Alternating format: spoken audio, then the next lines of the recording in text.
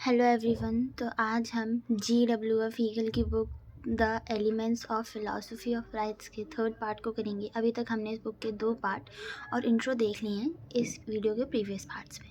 तो हीगल का फुल नाम है जॉर्ज विल्हेम फ्रेडरिक हीगल और उन्होंने ये बुक 1820 में पब्लिश करवाई थी।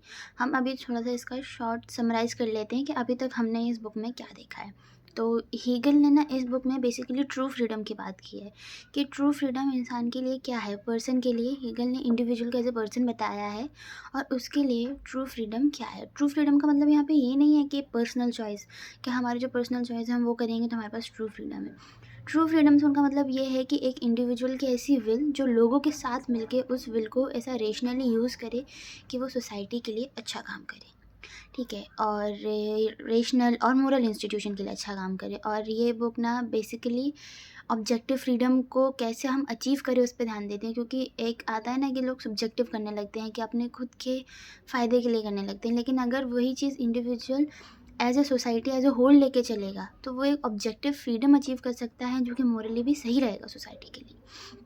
और ये जो राइटिंग है हीगल की वो एक सिस्टमेटिक फ्रेमवर्क है ये समझने के लिए कि law, property, morality, civil society और कॉन्स्टिट्यूशनल स्टेट क्यों ज़रूरी है ट्रू फ्रीडम को समझने के लिए। और इस बुक को ना हीगल ने 3 पार्ट में डिवाइड किया है। पहला है एब्स्ट्रैक्ट लाइफ, दूसरा है मोरालिटी और एथिकल लाइफ। एथिकल लाइफ हम इस वीडियो में अच्छे से समझेंगे। अभी हम एब्स्ट्रैक्ट लाइफ और मोरालिटी को थोड़ा थोड़ा देख लेते हैं कि उनमें हमने क्या देखा है। तो एक्सट्रैक्ट लाइफ में हीगल एक्सप्लोर करते हैं कि जो एब्स्ट्रैक्ट लाइफ है वो इंडिविजुअल के लिए एक फाउंडेशनल है ट्रू फ्रीडम को जानने के लिए। यहीं से शुरुआत होती है कि ट्रू फ्रीडम को हम कैसे अचीव करें। तो हीगल बताते हैं कि ट्रू फ्रीडम जो है, जो फ्रीडम है इंडिविजुअल एज ए पर्सन जो है उसके लिए फ्रीडम इनहेरेंट है, वो उसके साथ हमेशा से है। और फ्रीडम जो है वो कैसे एक्सप्रेस कर रहा है इंडिविजुअल, यहाँ पर एक्सप्रेस कैसे करेगा, प्रॉपर्टी के द्वारा। प्रॉपर्टी के द्वारा या उसके ऊपर इंडिविजुअल के ऊपर जो लॉज लगाए जा रहे हैं, सोसाइटी जो उनके ऊपर लॉ लगा रही है, गवर्नमेंट जो उनके ऊपर लॉ लगा रही है वो। जैसे कि यहाँ पे इंडिविजुअल की पर्सनल विल है, इंडिविजुअलिटी से वो अपने लिए प्रॉपर्टी ले सकता है, लेकिन जब उसे ज़रूरत है प्रॉपर्टी को शेयर करने की या प्रॉपर्टी को ट्रांसफ़र करने की या बायो सेल करने के लिए, तो उसको ना एक ऐसी अथॉरिटी की ज़रूरत है जो उनके ऊपर लॉज़ को इम्पोज कर सकें ताकि यहाँ पे क्राइम ना हो पाए। अब हीगल ने पार्ट 1 में क्राइम और इनजस्टिस की भी बात की है। अब क्राइम भी कैसे 3 तरह के हो सकते हैं। एक अनकंडीशनल हो सकता है कि भाई इंडिविजुअल को पता ही नहीं चल पाया और उसे जाने अनजाने में क्राइम हो गया। एक हो सकता है डिसेप्शन और फ्रॉड। अब डिसेप्शन और फ्रॉड में यह है कि वो कोई जानबूझ के दूसरे की प्रॉपर्टी को हार्म कर रहा है। और तीसरा ये हो गया कि क्राइम, यहाँ पे मतलब डायरेक्ट क्राइम कर देना और किसी और की प्रॉपर्टी को हार्म करना। तो इंडिविजुअल के लिए ये चीज़ें, ये हीगल बताता है कि प्रॉपर्टी में ये चीज़ें ज़रूरी हैं कि उनके ऊपर पनिशमेंट भी लगाई जाए। हीगल पनिशमेंट की भी बात करता है कि पनिशमेंट भी ज़रूरी है कि अगर कोई क्राइम कर रहा है, इनजस्टिस कर रहा है, तो उसको पनिशमेंट मिले ताकि वो बाद में किसी और की प्रॉपर्टी को हार्म ना कर पाए और दूसरे लोग भी अच्छे से चल पाएँ।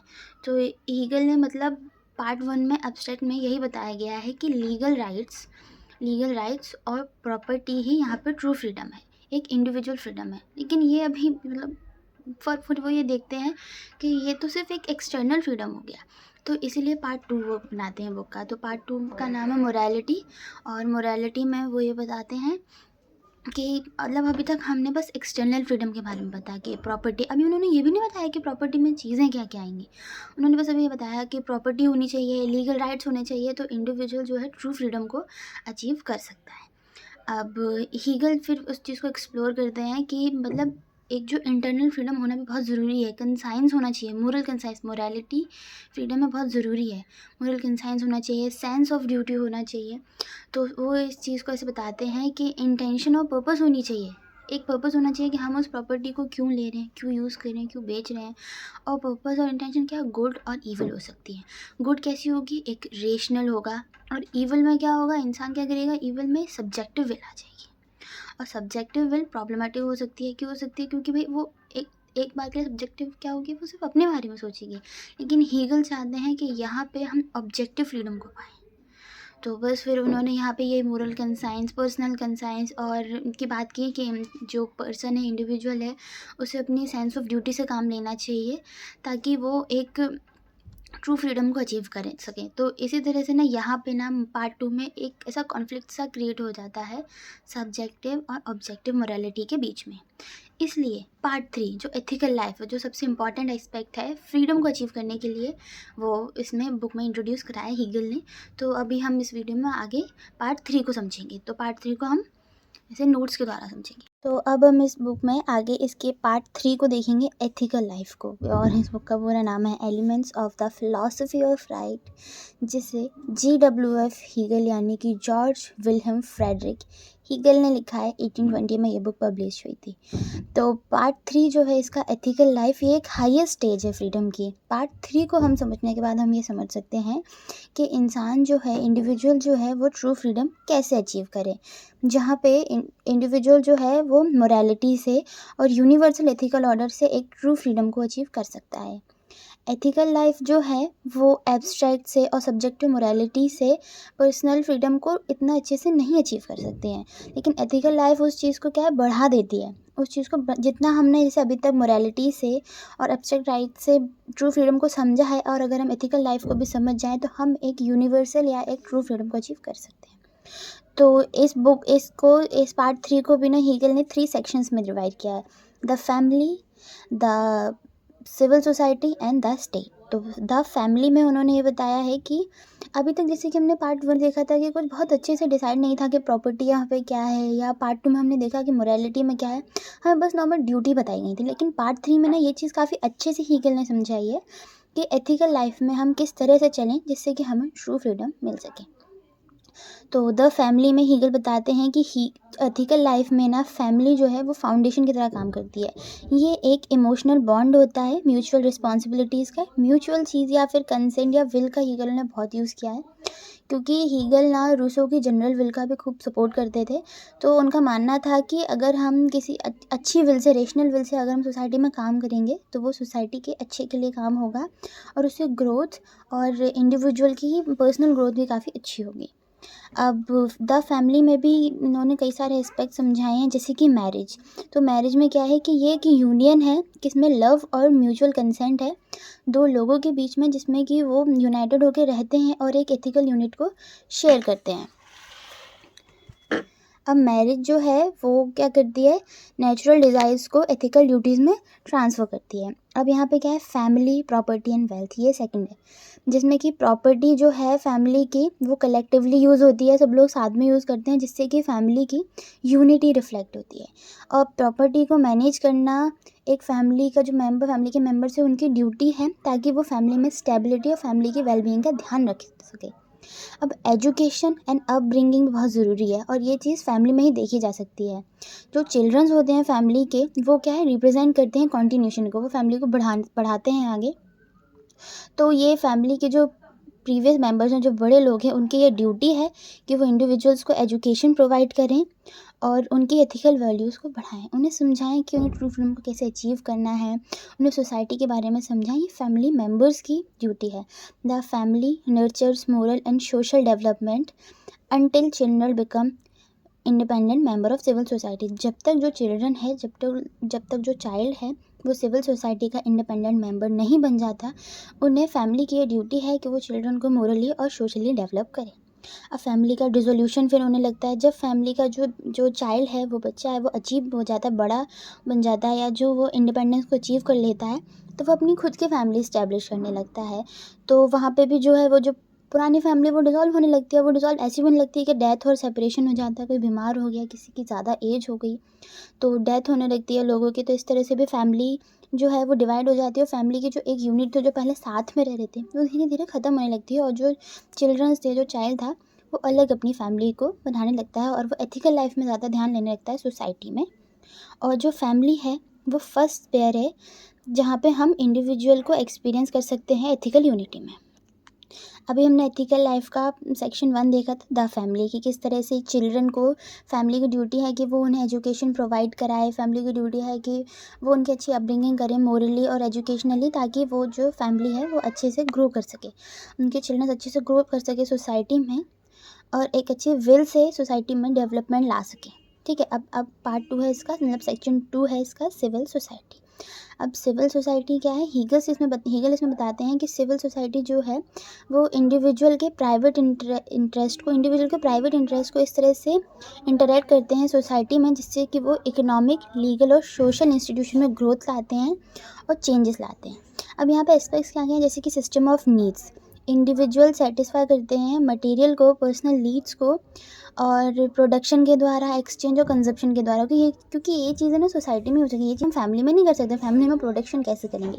तो प्रोडक्शन के लिए या इंडिविजुअल का जो भी जॉब है, बिजनेस है, जो इतना वो इंटेलेक्ट हो चुका है, तो वो चीज़ को वो फिर सोसाइटी में यूज़ करता है, जिससे कि सोसाइटी में वो ट्रेडिंग करते हैं और सोसाइटी की ग्रोथ में हेल्प करते हैं। अब division of labour and market dynamics जो होता है वो इंटरडिपेंडेंस हो जाता है अमंग इंडिविजुअल्स में। अब डिवीज़न ऑफ लेबर भी ऐसा ज़रूरी नहीं, तो सारे लोग अगर एक ही काम करेंगे तो सोसाइटी की डेवलपमेंट नहीं हो पाएगी। तो डिवीज़न ऑफ लेबर जो है वो बहुत इंपॉर्टेंट है।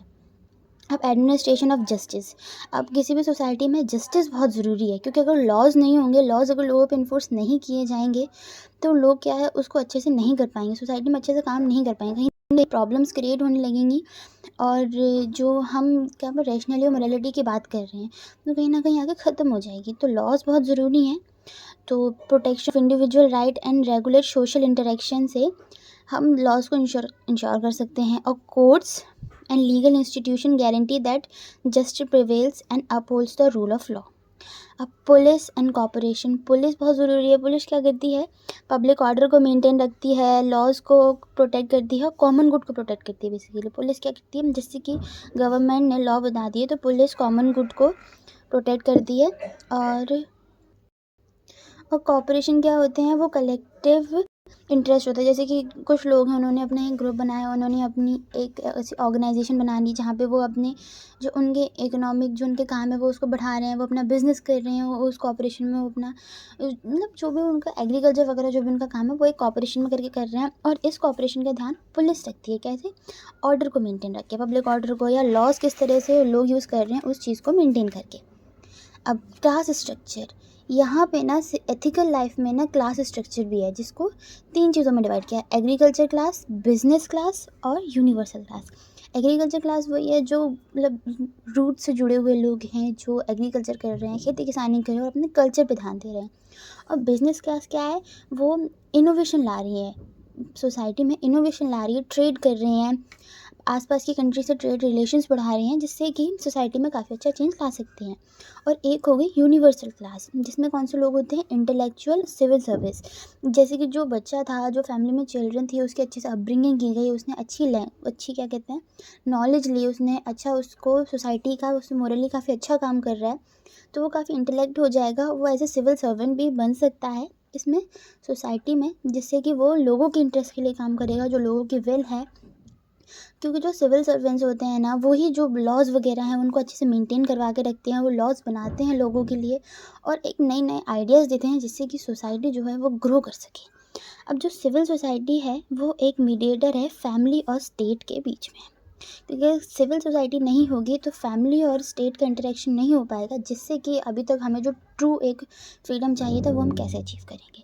तो इंडिविजुअल का इंटरेस्ट को कलेक्टिव नीड्स के साथ जो सिविल सोसाइटी है वो बैलेंस बना के रखती है, और ये क्या करती है, इंडिविजुअल को प्रिपेयर करती है एथिकल पार्टिसिपेशन के लिए स्टेट में, जहाँ कि हम ट्रू फ्रीडम को फुली अचीव कर सकते हैं। अब इसका सेक्शन 3 है एथिकल लाइफ का, द स्टेट। ये एक हाईएस्ट एक्सप्रेशन है एथिकल लाइफ का, क्योंकि स्टेट के बिना ट्रू फ्रीडम को अचीव नहीं किया जाता। हीगल की बुक में ऐसा दिया गया है कि स्टेट के बिना ट्रू फ्रीडम को अचीव नहीं किया जाता, तो वो ऐसे समझाते हैं कि ये एक हाईएस्ट एक्सप्रेशन है एथिकल लाइफ का, जहाँ पे इंडिविजुअल फ्रीडम और कलेक्टिव गुड जो है वो फुली रियलाइज़ किए जाते हैं। इंडिविजुअल फ्रीडम, जैसे कि इंडिविजुअल फ्रीडम हो गया लोगों की, जैसे कि जो कुछ फ्रीडम्स के जो राइट्स होते हैं, जैसे कि राइट टू एजुकेशन वगैरह, वो स्टेट उन्हें प्रोवाइड कराती है, और लोगों की जो जो नीड्स होती हैं स्टेट वेलफेयर के द्वारा उन्हें पूरा कर दिया है। और इसी तरह इंडिविजुअल स्टेट में अगर अच्छे से मोरालिटी से काम करता है तो वो ट्रू फ्रीडम को अचीव कर सकता है। अब 10 स्टेट के एस्पेक्ट्स हैं, जैसे कि rational freedom and the state. तो स्टेट क्या करते हैं, ऑब्जेक्टिव फ्रीडम की तरफ जाते हैं। ऑब्जेक्टिव फ्रीडम से क्या होता है कि सभी का एक साथ, जैसे सभी के मान लीजिए सभी की ग्रोथ हो रही है, साथ में सभी एक साथ फ्रीडम को अचीव कर रहे हैं, तो सभी सोसाइटी को आगे बढ़ा रहे हैं। जहाँ पे इंडिविजुअल और उनके कलेक्टिव विल्स अलाइन होती हैं रेशनल लॉ और इंस्टीट्यूशन के साथ।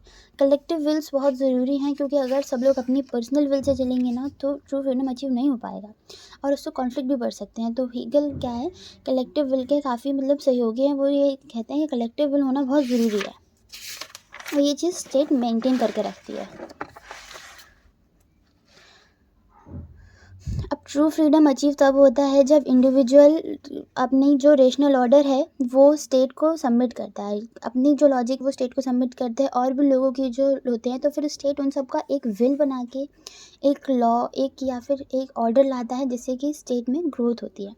अब कॉन्स्टिट्यूशन एंड लीगल सिस्टम में बहुत ज़रूरी है। जैसे कोई स्टेट है, कोई गवर्नमेंट है, अगर वहाँ पे कॉन्स्टिट्यूशन नहीं होगा, वहाँ पे लॉज जो होंगे वो अच्छे फॉर्म में अवेलेबल नहीं होंगे, तो वहाँ पे प्रॉब्लम्स भी आ सकती हैं स्टेट में। तो कॉन्स्टिट्यूशन इसलिए ज़रूरी है ताकि लोगों के जो लॉ हैं वो अच्छे से बने रहें और लोगों में जो बैलेंस ऑफ पावर है वो बना रहे। नहीं तो किसी के पास ज़्यादा पावर चली जाए, किसी के पास कम पावर चली जाएगी, तो ऐसे तो हम किसी और के फ्रीडम को भी हार्म कर सकते हैं ना।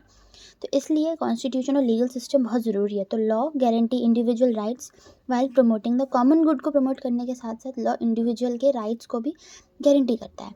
अब डिवीजन ऑफ पावर भी है, जैसे कि हमेशा अभी हमने देखा डेमोक्रेसी में भी 3 तरह से पावर डिवाइडेड रहती है, कैसे कि लेजिस्लेटिव, एग्जीक्यूटिव, जुडिशरी। वैसे ही यहाँ पे भी लेजिस्लेटिव पावर, एग्जीक्यूटिव पावर और मोनार्कियल पावर। लेजिस्लेटिव में वही सेम रहता है कि वो लॉज बनाते हैं और यूनिवर्सल विल को रिप्रेजेंट करते हैं, कि उनके जो स्टेट के जो सिटीजन्स है, स्टेट के जो इंडिविजुअल्स हैं, उनकी क्या विल है वो उसी के अकॉर्डिंग वहाँ के लॉज बनाते हैं। अब एग्जीक्यूटिव पावर यहाँ पे होगी वही सेम चीज़, वो एडमिनिस्ट्रेट करते हैं और लॉ को इन्फोर्स करते हैं, लॉ को वर्किंग स्टेट में लाते हैं।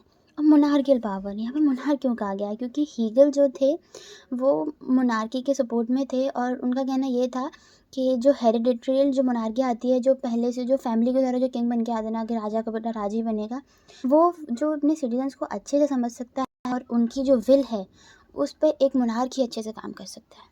तो the monarch symbolises unity and embody the sovereignty.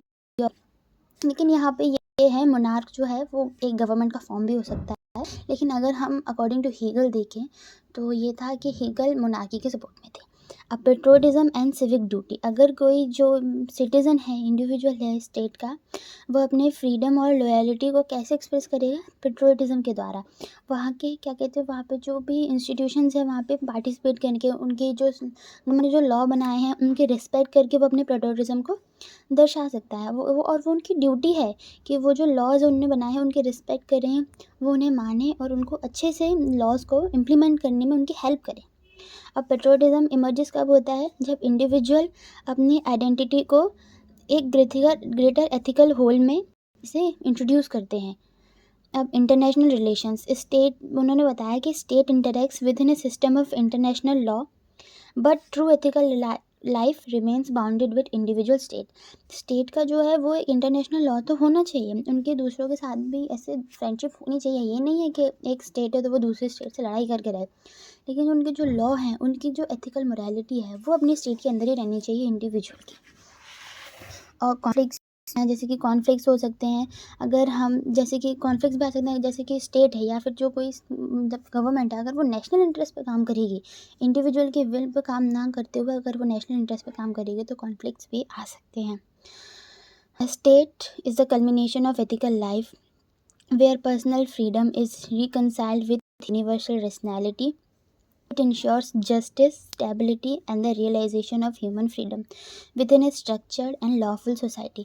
एक स्ट्रक्चर्ड और लॉफुल सोसाइटी के द्वारा ही ह्यूमन जो है अपना ट्रू फ्रीडम को अचीव कर सकता है और उसे ये चीज़ खुद ही रियलाइज़ हो जाएगी कि हाँ उसने ट्रू फ्रीडम को अचीव लिया है, क्योंकि वो अच्छी लाइफ जी रहा है, वो लॉ में रहा है, फैमिली है, अपब्रिंगिंग कर रही है, अच्छे से एजुकेशन प्रोवाइड करा रही है चाइल्ड को, और मोरालिटी पे और पेट्रोटिज्म पे, सिविक ड्यूटीज़ को फॉलो कर रहा है इंडिविजुअल, तो वो उसके लिए एक ट्रू फ्रीडम हो जाएगा। ट्रू फ्रीडम को हीगल ने यहाँ पे 3 पार्ट्स में इस तरह से बताया है। अब इस बुक का हम कंक्लूजन देख लेते हैं। ये एथिकल लाइफ का ये नेक्स्ट पार्ट था, इस बुक का कंक्लूजन देख लेते हैं। तो हीगल की जो बुक है the elements of the philosophy of right, एक सिस्टमैटिक फ्रेमवर्क प्रोवाइड करती है जहाँ इंडिविजुअल का जो फ्रीडम है वो 3 स्टेट से प्रोग्रेस करके एक ट्रू फ्रीडम अचीव करने का हमें बताता है कि हमें कैसे लेना चाहिए। जैसे कि एब्स्ट्रैक्ट लाइफ, मोरालिटी और एथिकल लाइफ। एब्स्ट्रैक्ट लाइफ में वही था कि बेसिक लीगल राइट्स बता दिए, प्रॉपर्टी बता दी, राइट्स बता दिए, लेकिन उन्होंने ये नहीं बताया कि प्रॉपर्टी किन किन कंटेक्स्ट में, लीगल राइट्स किन किन कंटेक्स्ट में, यहाँ पे वो क्लियर नहीं थे। और फिर यहाँ पे सिर्फ एक्सटर्नल उसकी बात हो रही थी, एक्सटर्नल फ्रीडम की बात हो रही थी, लेकिन इंटरनल फ्रीडम होना भी बहुत ज़रूरी है। अगर इंसान मोरल ही नहीं है, अगर वो मोरालिटी से नहीं सोच रहा है, तो उसके लिए फिर फ्रीडम कोई मायने नहीं रखता है। इसलिए उन्होंने मोरालिटी की बात की, जहाँ पे इंटरनल कंसाइंस और सब्जेक्टिव प्रिंसिपल्स पे बात। वहाँ पे क्या हो गया था कि ऑब्जेक्टिव और subjective will pay subjective morality एक ऐसा कॉन्फ्लिक्ट सा क्रिएट हो गया था। तो तब फिर एथिक आई थी, जो कि एक हाईएस्ट स्टेज थी इंडिविजुअल फ्रीडम की, जहाँ पे यूनिवर्सल मोरल ऑर्डर एक मेंटेन हुआ, किसके द्वारा, फैमिली के द्वारा, सिविल सोसाइटी और स्टेट के द्वारा। 3 एस्पेक्ट के फैमिली चाहिए, वहाँ पे बच्चे की अच्छे से अपब्रिंगिंग होगी, और एक सिविल सोसाइटी होनी चाहिए और स्टेट होनी चाहिए। स्टेट सिविल सोसाइटी में क्या होगा, इंसान अपने अच्छे से ट्रेडिंग वगैरह या वो अपनी जॉब वगैरह परस्यू करेगा, और स्टेट क्या करेगा, उनके लॉज को मेंटेन करके रखेगा, लोगों को लॉज आएगा, लोगों में लॉ इम्प्लीमेंट करेगा, सोसाइटीज़ को बताएगा कि उन्हें कैसे रहना चाहिए। और हीगल को ऐसे कंक्लूड करते हैं कि ट्रू फ्रीडम तभी रियलाइज़ किया जा सकता है जब इंडिविजुअल अपनी विल को उस तरह से वो रिकॉग्नाइज़ करे कि वो रेशनल स्ट्रक्चर में सोसाइटी के काम आ सके, और सोसाइटी की अच्छी ग्रोथ के लिए, अच्छी डेवलपमेंट के लिए काम आ सके, और ऑब्जेक्टिव मोरालिटी और जस्टिस यहाँ पे बनी रहे। Okay, thank you guys.